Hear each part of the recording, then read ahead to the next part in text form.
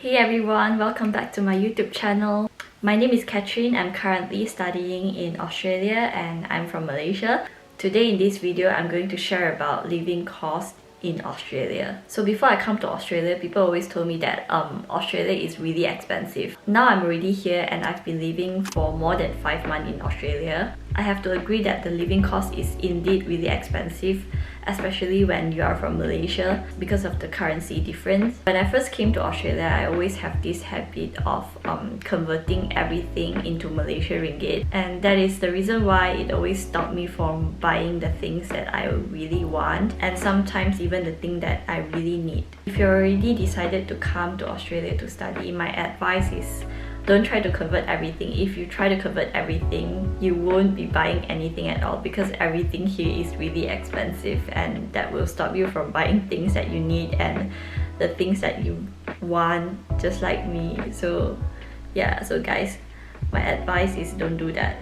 Rental in Australia depends on the location, whether it's near to the shopping center or whether it's near to the public transport, and also it also depends on how new is the place and whether you want a single room or a shared room. Some houses have centralized heating and cooling system, and some rooms are attached with bathroom and some are not. The price usually ranges between $180 to $300 per week. This room that I'm living in, it's $250 per week. That makes it like $1,000 per month. It's a bit expensive if you try to convert to Malaysia ringgit. It's around like I think 3,000 plus Malaysia ringgit. But the good thing is the utilities like water, electricity, gas are all included in my rental. It's quite worth it for me because it's really near to the place that I'm studying at, and it's just like 5 minutes walks away, so it's quite worth it because I can save money from the traveling and also save the time from traveling. Eating outside in Australia is really expensive. If you're a student and your parents are sponsoring you like me, it's really expensive to eat outside here. If you want to eat outside, a decent meal will range between $15 to $25 depending on how much you eat and what kind of restaurant you go to. For $25 we can already have a buffet in Malaysia. $25 here is just like for a one-person meal or like a dish, so that's a really big difference. So the price of the food in hospital cafeteria, which I usually eat in, is between $8 to $12.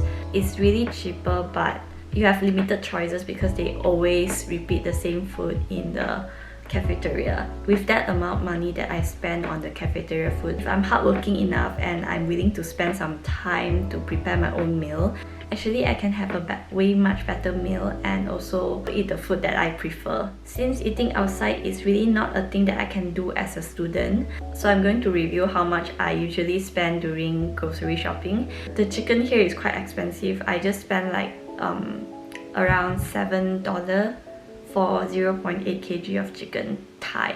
The vegetables here are expensive too. It depends on the seasons.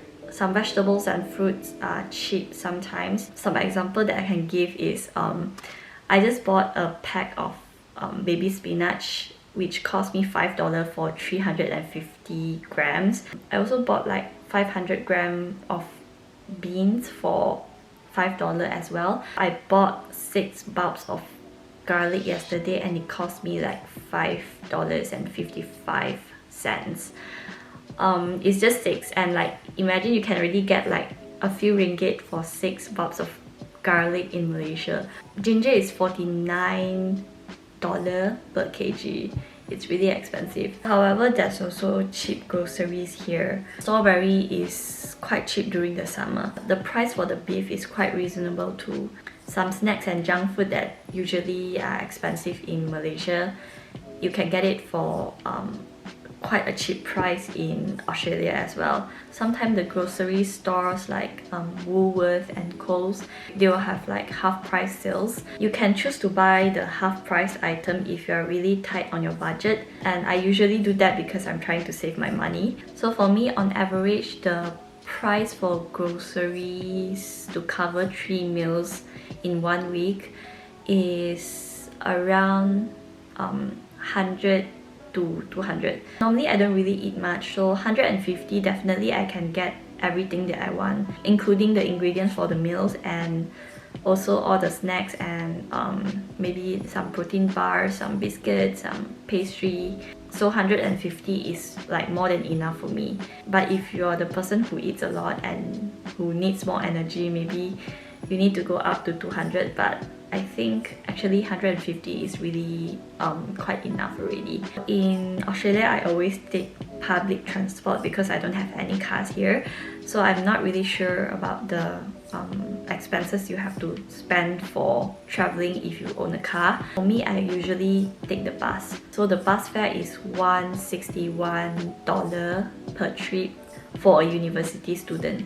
And sometimes when I get a lot of groceries or sometimes I bought a lot of stuff, I couldn't take the bus because it's too heavy for me and I have to take the taxi. Distance between where I stay and the shopping center is like 20 minutes walk. It cost me between $8 to $11 every time I took the taxi. Prices for clothes in Australia is also quite expensive if you try to buy it from the shopping center.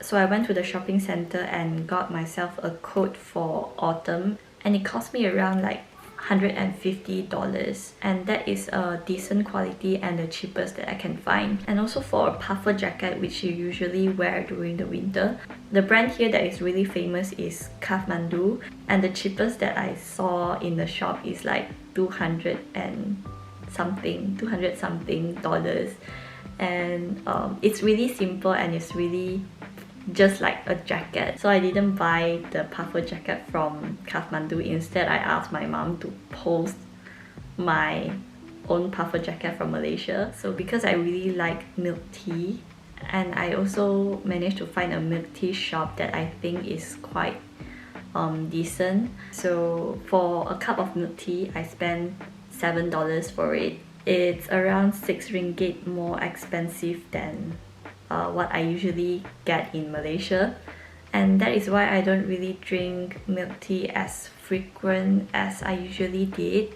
If you like to see more content like this, you can always subscribe to my YouTube channel, and I also always share my experience as a medical student in Australia, and if you are interested in that, also make sure to subscribe to my YouTube channel. If you really enjoyed this video, don't forget to leave a thumbs up. And if you have any further questions, you can message me on Instagram or you can leave the comment down below. And I'll see you guys in the next video. Bye! Thanks for watching!